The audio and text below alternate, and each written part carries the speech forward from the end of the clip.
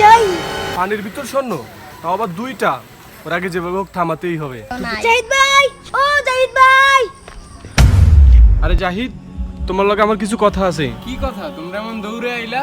আমি তোমার এই পুকুরটা কিনতে চাই। হ্যাঁ, তোমার পুকুরটা আমার খুব পছন্দ হয়েছে। কয় টাকা দিবা বলো? আচ্ছা ঠিক আছে, আপনি 20,000 দেন। 20,000 টাকা? না, 10,000 দিমু। আরে আমি 15,000 দিব। দেখলেন তো, ওই বলতেছে 15,000। এখন আপনারা যদি বাড়ান তাইলে আপনাদেরকে দিমু। স্বর্ণ তো অনেকই পামু, 40,000 টাকা কোনো ব্যাপারই না। যাক, নিয়ে নে। আচ্ছা ঠিক আছে, তাইলে আমি তোমার 20,000 টাকা দিতেছি। টাকা ঠিক আছে তো?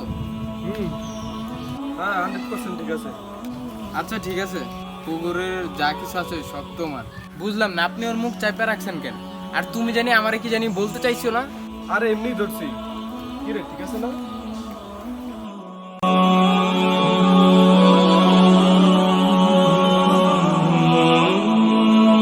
আজকা কুটিপতি হয়ে যাবো।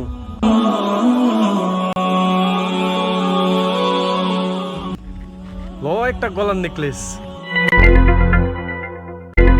আরে একবার পাই না তো কি হইছে? আবার পানি আনবো, আবারও পাবো।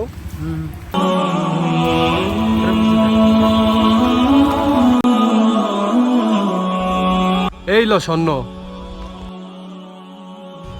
কি রে, স্বর্ণ দি কিছুই নাই। আমার কপালটাই খারাপ।